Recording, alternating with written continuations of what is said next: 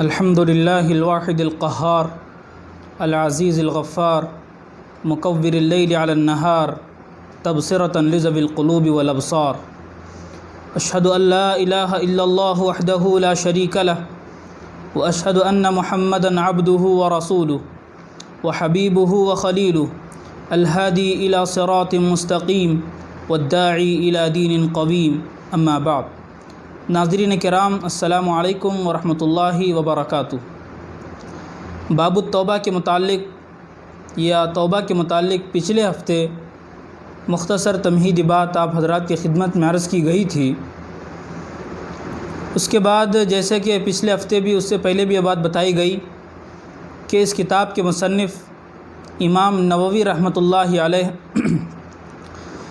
ان کی ایک خاصیت ہے اس کتاب کو لکھنے کی کہ پہلے انہوں نے قرآن کی آیات کو ذکر کیا جو اس باب سے تعلق رکھتی ہیں، پھر اس کی تشریح کے طور پر احادیث کا سلسلہ انہوں نے شروع کیا۔ وہی 3 آیات یہاں پر باب التوبہ سے متعلق انہوں نے بیان کی۔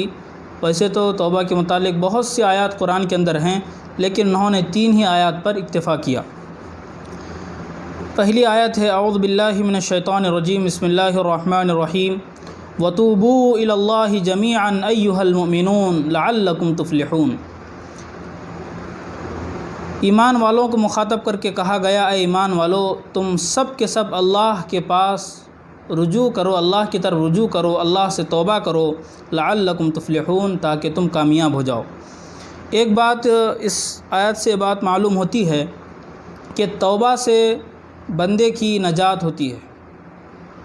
توبہ یہ بندے کی نجات کی ایک سیڑھی ہے۔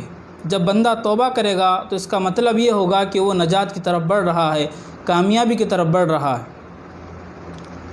اس میں کہا گیا توبوا الی اللہ جميعا، کہ تم تمام کے تمام اللہ کے بارگاہ میں توبہ کرو، اللہ کی طرف رجوع کرو۔ پچھلے بھی بات آ چکی ہے کہ توبہ کا جو اصل معنی ہے وہ ہے اللہ کی طرف لوٹنا۔ جب بندہ گناہ کے ساتھ اللہ کی طرف لوٹتا ہے اس کی معافی کے لیے تو اس کو کیا کہا جاتا ہے؟ اس کو توبہ کہا جاتا ہے۔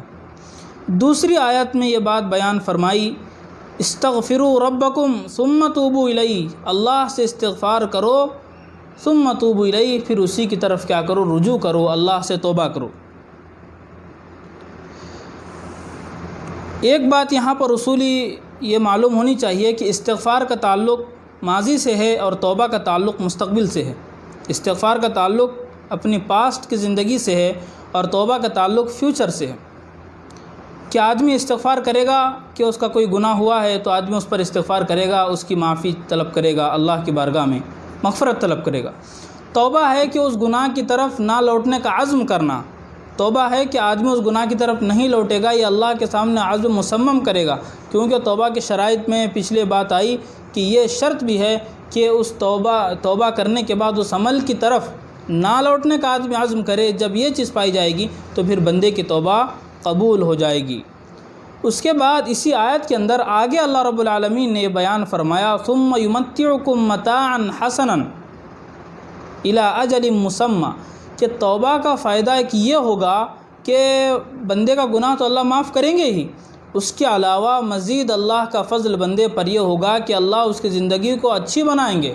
ثم یمتعکم متاعا حسنا الی اجل مسمى، اور ظاہر بات ہے یہاں زندگی عام بیان کی گئی ہے، یہ دنیا کی زندگی بھی ہے اور یہاں کے بعد یعنی آخرت کی زندگی بھی اس سے مراد ہو سکتی ہے۔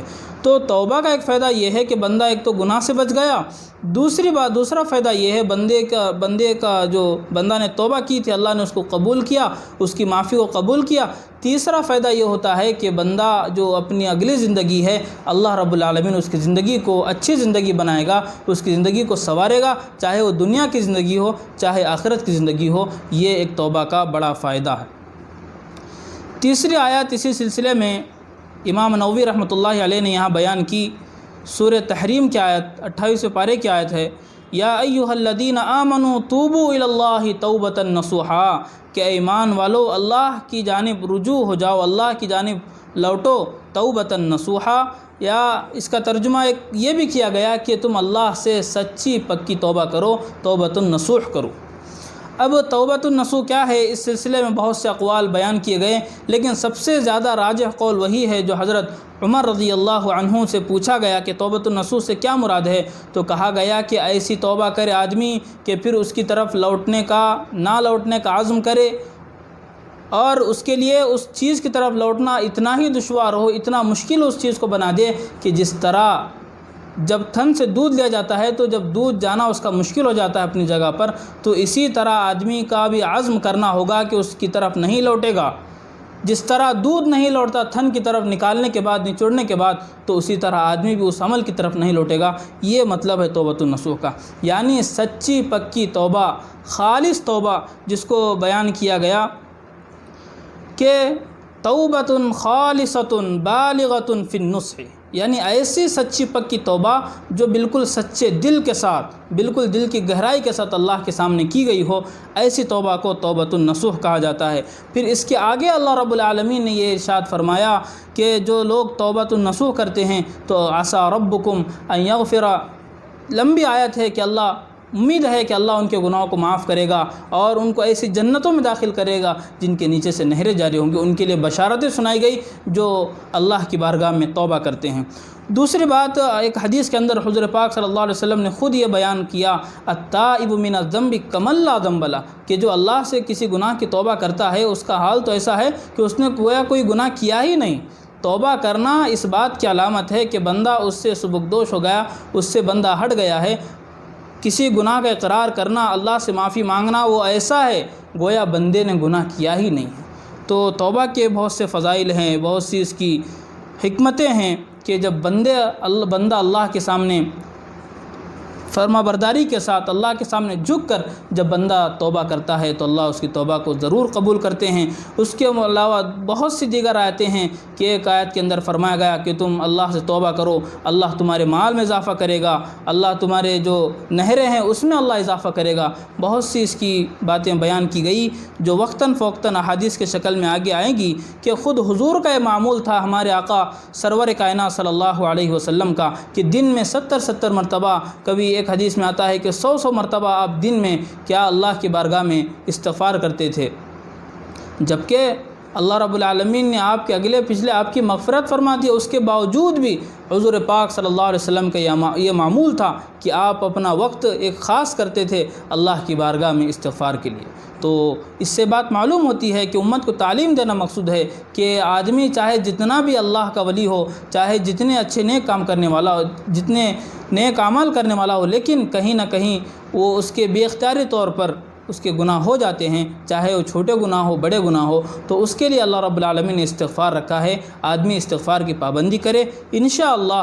اور احادیث میں اسی طرح دوسری کتابوں میں یہ بات بھی ملتی ہے کہ جب آدمی استغفار کرتا ہے تو اس کی زندگی کیا ہو جاتی ہے، خوشگوار ہوتی ہے، کیونکہ اللہ کی طرف جب بندہ رجوع کرے گا تو ظاہر بات ہے اللہ بھی اپنی طرف سے اس پر اپنی خاص رحمتیں نازل فرمائیں گے، اللہ خصوصی برکتیں اس بندے پر نازل فرمائیں گے۔ جہاں پر استغفار کی کثرت ہوتی ہے وہاں پر خیر ہی وجود میں آتا ہے اور شر بہت کم وہاں پہ رہ پاتا ہے۔ اللہ رب العالمین سے دعا ہے اللہ تعالی ہم تمام کو استغفار کی کثرت اور استغفار کی پابندی، اسی طرح کوئی ہم سے گناہ ہو جائے تو اللہ کی بارگاہ میں توبۃ النصوح یعنی سچی پکی توبہ کرنے کی توفیق عطا فرمائیں۔ وآخر دعوانا ان الحمد للہ رب العالمین۔